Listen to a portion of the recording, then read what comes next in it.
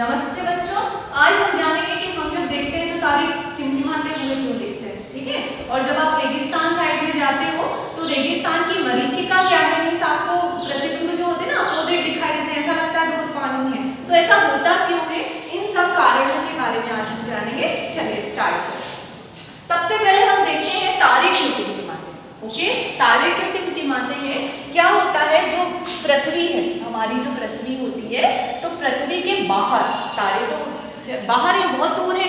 ठीक है, तो ये पृथ्वी अगर हम मान लें तो जब पृथ्वी से दूर जाते जाते हैं, जैसे सपोज दैट यहाँ तारा है, तो यहाँ क्या जो घनत्व है ना, यहाँ से दूर जाते जाएंगे घनत्व कम होता जाएगा, क्योंकि वहाँ वायुमंडल होता ही नहीं है।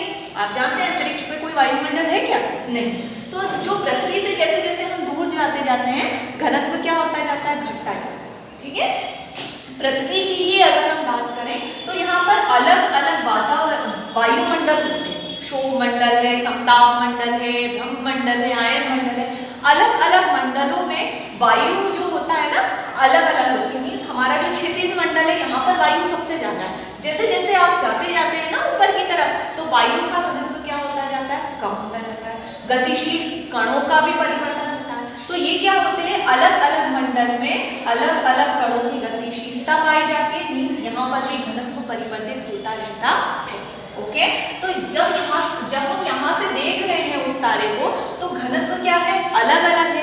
जो इसका प्रकाश होता है वो अलग अलग घनत्व को पार करते हुए हम तक पहुँचता है, जिसके कारण हमारे नेत्र में जो प्रकाश पड़ता है ना, वो अलग अलग घनत्व में परिवर्तन के कारण क्या होता है, चेंज होता रहता है उसका मार्ग प्रकाश का, जिसके कारण वो तारा जो है वो हमें कैसा दिखाई देता है, टिमटिमाता हुआ दिखाई देता है। मीन्स तारा तो एक जलता हुआ सूर्य है। तारा क्या है, एक तरह से एक प्रकाश का जैसे सूर्य भी क्या है, एक तारा है। ठीक है, तो ये जो है वो नहीं टिमटिमा रहा है, वो तो वैसा का वैसा ही है, वो एक आग का गोला है, लेकिन वो अलग अलग घनत्व को पार करते हुए हम तक पहुंच रहा है।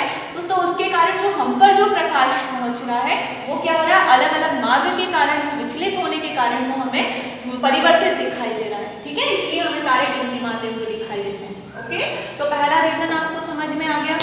दूसरा, अब हम जानते हैं कि जो रेगिस्तान की मरीचिका क्या है, इसके बारे में जाने। तो रेगिस्तान में जैसे कोई व्यक्ति यहाँ पर खड़ा हुआ है, ओके, अब क्या होता है, उसे दूर से ही आभास होता है कि वहां पर पानी है। ऐसा क्यों होता है, रीजन क्या है इसका, उसके बारे में देखते हैं।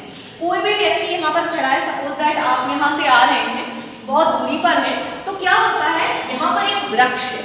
ओके, तो वृक्ष जो होता है ना, आपको जो दिखेगा उसको उल्टा प्रतिबिंब दिखाई देता है, और वो हिलता है ना, तो आपको ऐसा लगेगा कि वो प्रतिबिंब जो है वो हिल रहा है, यानी वहां पास में क्या है, पानी है। ओके, तो आप क्या करेंगे, उस ओर जाएंगे कि हाँ पानी है।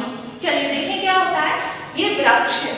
ओके, यहाँ पर आप हैं, ये माध्यम जब आप देखेंगे ना, तो पहले तो आप ये जान लीजिए रेगिस्तान है, वहां की वायु कैसी है, गर्म वायु होने के कारण उस वो माध्यम कैसा है, सघन।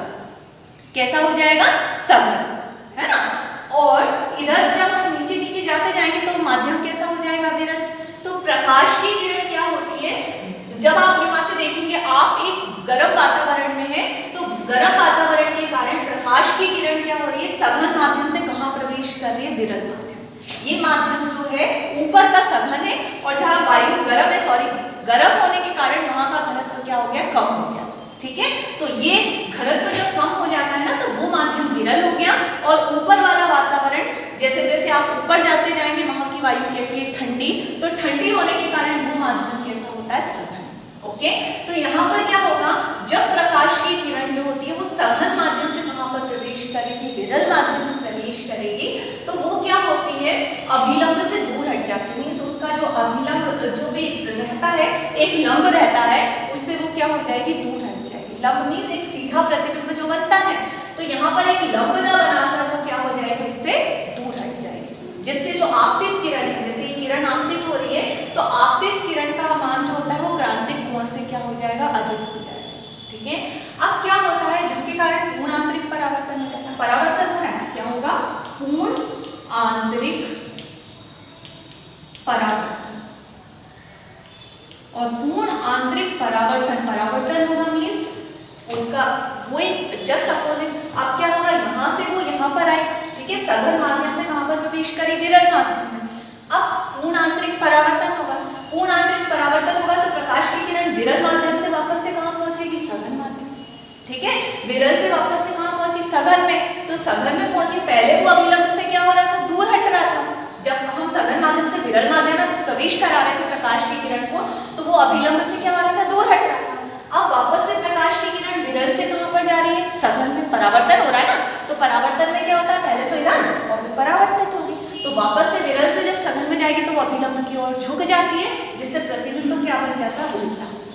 वृक्ष यहाँ है, प्रतिबिंब कैसा बन रहा है, उल्टा, ये बन गया प्रतिबिंब। ठीक है, तो व्यक्ति को वो पेड़ नहीं दिख रहा, उसे क्या दिख रहा है, ये वाला जो उसका प्रतिबिंब है वो दिखाई दे रहा है। ओके, ये वृक्ष हिलेगा तो ये प्रतिबिंब भी क्या होता है, हिलता है। तो उसे सामने वाले व्यक्ति को ये लगता है कि पानी है, पानी के कारण वो प्रतिबिंब हिल रहा है, बट ऐसा नहीं है, वो वायु के कारण क्या हो रहा है, हिल रहा है, जिसके कारण वो जो आपके नेत्र में प्रतिबिंब बन रहा है ना, वो हिलता हुआ बन रहा है, जिससे कि आपको आभास होता है कि वहां दूर पानी है। ठीक है, तो आप पानी की तलाश में फिर दूर चले जाते हैं। इसको हम बोलते हैं रेगिस्तान की मरीचिका।